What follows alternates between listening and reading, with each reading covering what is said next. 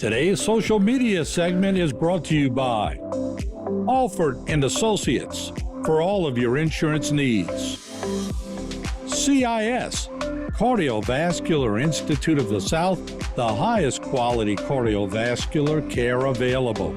Barker Honda, the Barker family tradition of quality.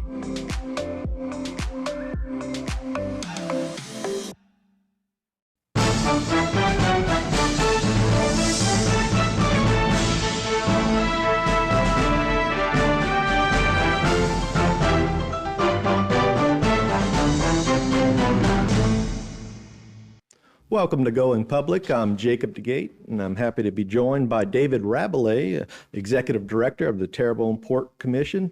Thank you for joining us, David. Thanks for having me. I'm happy to be here. All right. I know there's always a lot going on at the Terrebonne Port. Specifically, one of the main issues or things that you're tasked with is maintenance, dredging of the Houma Navigational Canal. Can you tell us where we are and the status of that? Sure. The inland dredging was completed last summer. We probably won't do any more inland dredging for years until we deepen. But the bay dredging started about a month ago, and they should be finished this week or next week.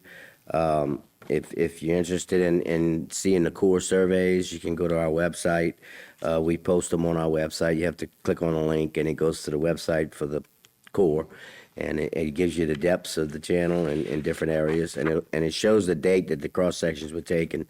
So if they didn't dredge in a section, it show the date for 6 months ago, but it's still maintained in that area. So okay, all right. And as far as the deepening, I know that's the next step, the ultimate, I guess, goal that y'all have been working on for a long time. Can you give us an update on how that's progressing? Sure. Well, we finally got it authorized in 2020 after 22 years of studying with the Corps, and I'm going to get into that later in the show. But yesterday we met with the Colonel of the Corps. He came to my office, and we had a chance to ask him a lot of questions and put some more fire under him to get him to move a little quicker. They informed us that they're waiting for another agreement to be signed between them and DOTD so that they can start assisting us with the pipeline lowering and relocations.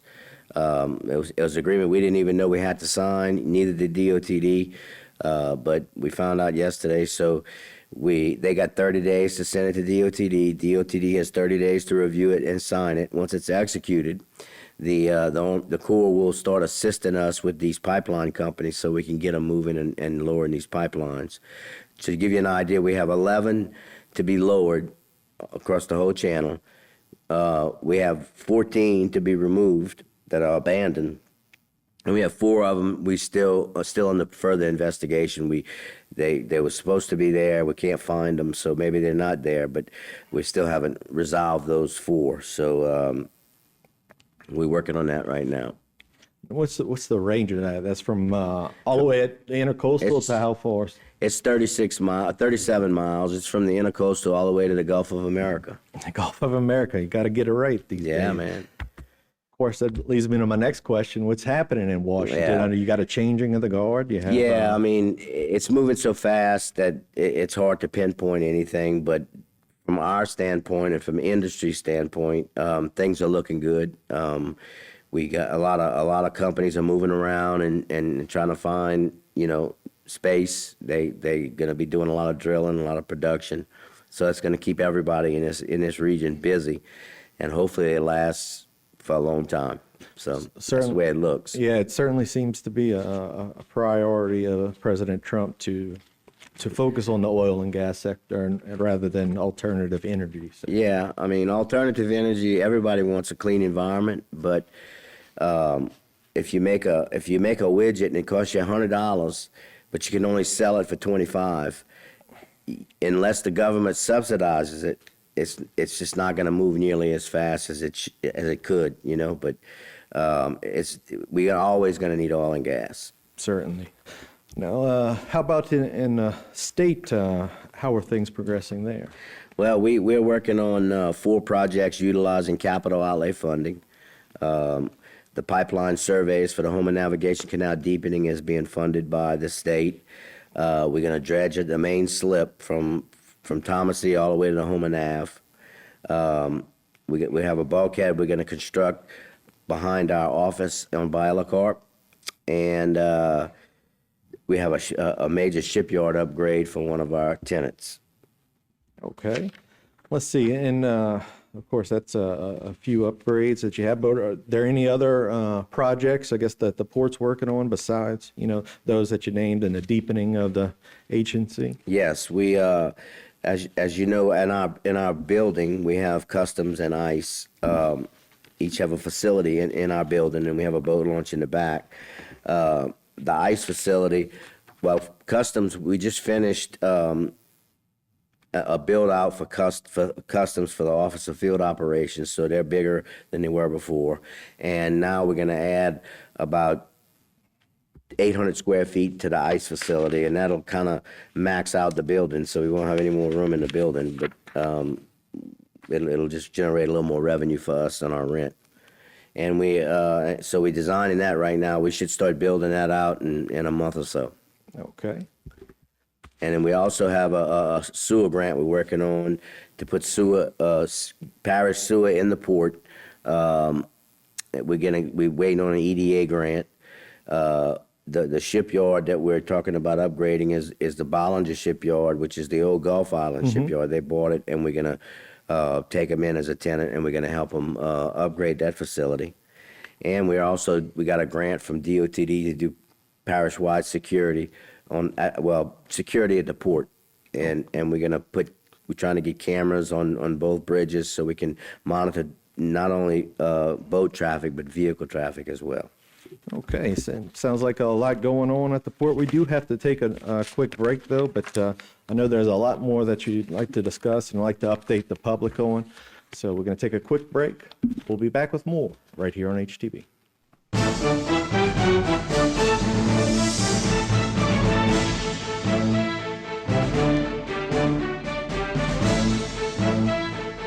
Today's social media segment is brought to you by South Louisiana Bank. It's better when we bank together.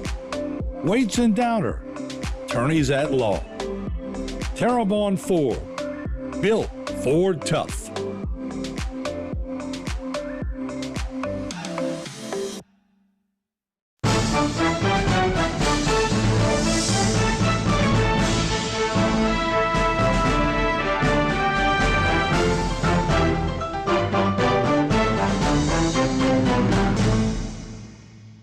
Welcome back to Going Public. I'm Jacob DeGate, and talking with David Rabelais of the Terrebonne Port Commission. He's the executive director. Of course, we're talking a little bit about, the deepening project. We kind of glossed over it, but that is a very important project that has been in the works for some time, that a lot of effort has gone in to try to get this done. And of course, it was up to the local people. We'd snap our fingers and it would be done. We'd get it done.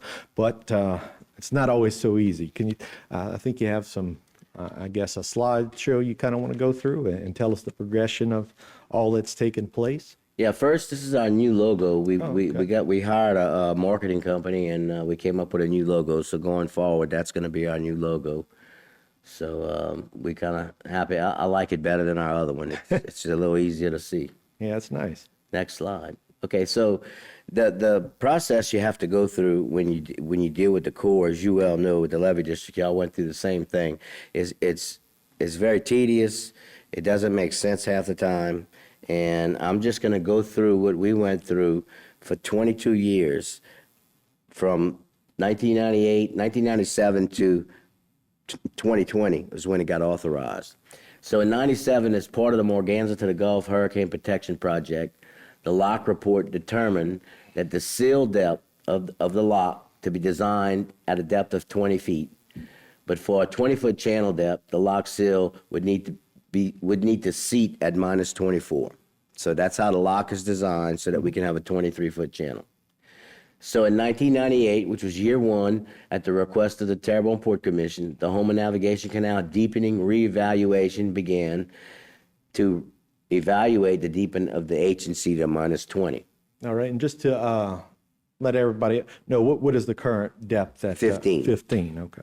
Okay, so year 3, March of 2001, the U.S. Army Corps of Engineers, NOD, I'm not sure what that stands New for. Orleans District. New Orleans District, sorry, completed the preliminary evaluation, and it was determined that further federal participation was warranted based on the national economic development benefits. So in 2009, which was year 11, we jumped there because they didn't do anything for a long time. The agency deepening study was funded as part of the Morganza study due to the lock being part of the Morganza. Later in 2009, the U.S. Army Corps of Engineers decided that the agency deepening study would no longer be funded under Morganza because a key feature of the study is the agency lock and floodgate, and was actually a major component of Morganza. And since the Morganza project was not yet federally authorized, the Corps could not continue with the agency deepening study. So they paused it at that point. Next slide. November of 2011, year 13, the U.S. Army Corps of Engineers suggested that DOTD take over the study under the guidelines of a Section 203. And the Section 203 means that in the 1986 Word Bill, in Section 203, they allowed non-federal partners to do a study and then move it back into the Corps and let the Corps approve it at the end. So DOTD, in order for DOTD to take over the study, they had to enter into a memorandum of agreement, a MOA, with the U.S. Army Corps of Engineers. The Corps suggested that DOTD use a previously executed MOA on a similar project as a template because their legal people had already approved the format. All right. So yeah, we know how this is going. Okay, can we see the next slide now? Let's see. So in December of 2013, which is year 15, 26 months after initiation, the memorandum of agreement was signed. So it took them 26 months, even though we used a template that they said was already, warranted. Exactly. So that was due to U.S. Army Corps of Engineers headquarters and Assistant Secretary of the Army for Civil Works not being able to agree on policy and procedures for a Section 203 study. Okay. Next. So in January of 2014, year 16, the U.S. Army Corps of Engineers handed the study over to DOTD with assurance that the study was 98% complete, and DOTD initiated the Section 203 feasibility.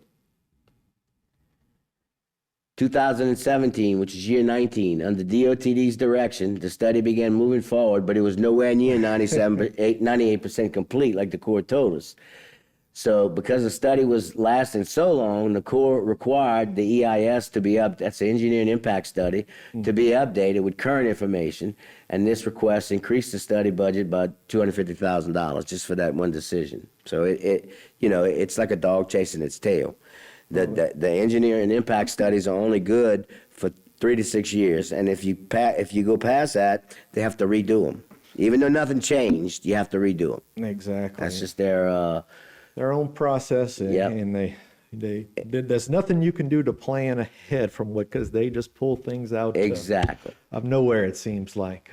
So finally, in 2018, which is year 20, the study arrived in D.C. for authorization by Congress and was planned to be approved in 2018 Word Bill, which is a bill that approves all waterborne projects.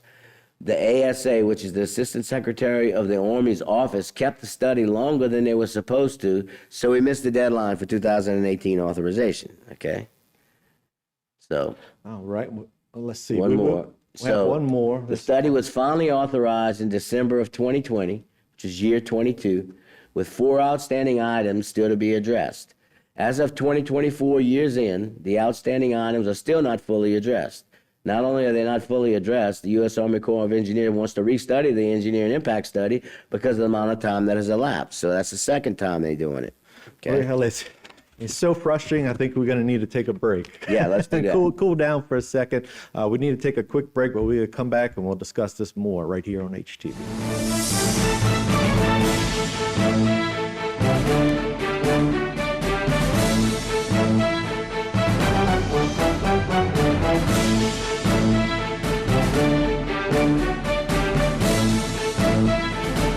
Today's social media segment is brought to you by Terrebonne General Health System. Your health is our legacy. Rouse's, you're either local or you're not. Buick, the craft of modern luxury. St. Martin and Bork, know your rights.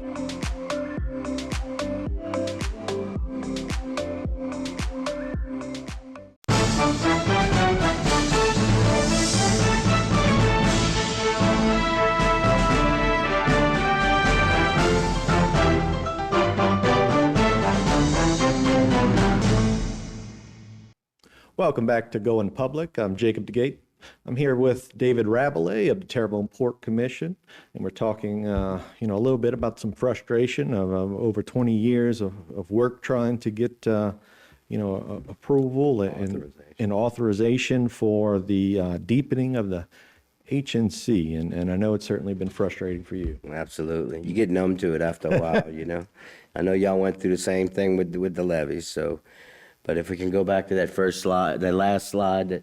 So as of February 2025, the port has located, identified, and surveyed the whole Houma Navigation Canal for the pipelines. We found that 14 pipelines need to be removed, that they're abandoned.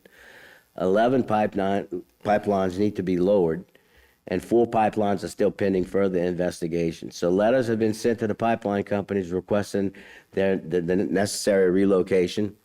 And our next step is to try to get the Corps on board to help us, because they hold the big hammer. They hold the permits for these pipeline companies. And if we get them on our side, and, the state's going to pay for whatever we have to pay for, but I don't want to pay for anything that we don't have to pay for. Certainly. So automatically the pipeline companies are saying, no, we're not doing that. Okay. But you got to go back legally and look at the permits, the right-of-way agreements, and those will determine who is responsible. And so the Corps met with us yesterday. We met with the Colonel, and like I said, we had to sign another agreement between DOTD and the Corps, because DOTD is the local sponsor. We are too, but our obligation is just doing all the legwork. Sure. DOTD holds the purse. So they're going to hope, it says it's going to take them 60 days total. I'll believe it when I see it, Yeah. to get the executed agreement done. And once that happens, then the Corps has a whole team of people, legal and engineers that'll jump on board and start helping us, and they'll actually send letters to the pipeline companies. So that's going to be a big help. Just the local port commission sending letters doesn't carry that much weight. Exactly. But when the holder of the permit sends you a letter and says, hey, you got to lower it, it's your cost, and now they could all end up in court, and we can file suits on them and saying, like, we'll go to court, we'll pay to lower them, but we'll go to court, and whatever that ends, whoever's responsible for paying it has to pay. So, and that way we can get it done in a timely fashion, because our goal is to have them lowered and the ones that need to be removed out of the way when the lock and floodgate is complete, so that we can dig the channel, because we can't dig any dirt out of the channel below the authorized level until the lock and floodgate is complete. That's just an agreement we made a long time ago, and we got to stick to that. So, and it's not going to take all that long to do it. Once the lock and floodgate is complete within a year or so, we'll have it all dredged if we have all the pipelines out of the way. So. Yeah, and that's a good thing if you can go ahead, if you can get if everybody's in agreement that it needs to get done, it's just who needs to pay it. Exactly. Then hopefully it won't hold up the project. Right. Yeah. And so, like I said, we'll pay it. The state has agreed that if we get to that point and it's a battle, the state will pay for it. But with the assurance, with legal, assurances that once the courts have determined who is responsible, if it is the pipeline companies, that they have to reimburse the state. So, anyway, so go to the next slide. Okay, so the oil and gas industry has been demanding that the channel be deepened since the 1990s. Vessels have gotten larger and larger. Companies have lost tens of millions of dollars because of the lack of channel depth, and some have even left the region or closed their doors. Yeah. That's how important it is. So we're going to lose a lot if we don't get it done. This is a significant picture, and I'm going to tell you why in a minute. but this is the old development group from Houma, and I can't read all the names, but the guy second from the right-hand side, second from the end, is an OTAN, okay? And the reason that's significant is because we got word yesterday that the colonel of the Corps rolls out every 3 years. They replace them. They move on in their career. And the incoming colonel that we're going to get in July is an OTAN. And that's his great-grandfather, who was on the original commission that pushed to get it dug.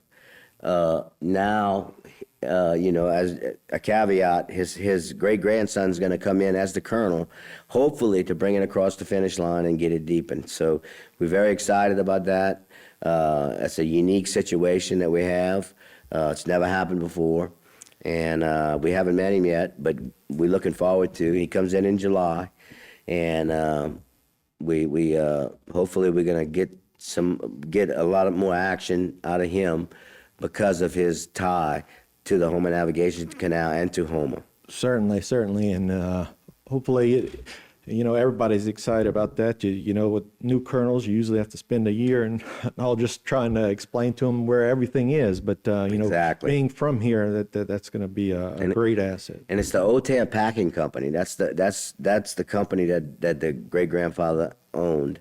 And I don't know how many of y'all are familiar with it, but it was a very lucrative company in this area for years and years and years. And we're going to be fortunate to have this guy come in. Certainly. Well, thank you, David, for coming in. We appreciate it. Thank you. All right. Stay tuned for more right here on HTV.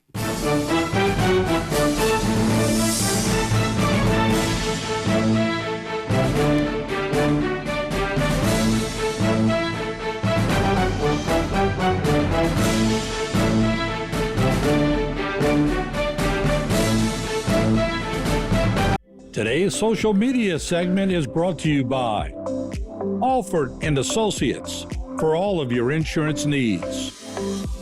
CIS, Cardiovascular Institute of the South, the highest quality cardiovascular care available. Barker Honda, the Barker family tradition of quality.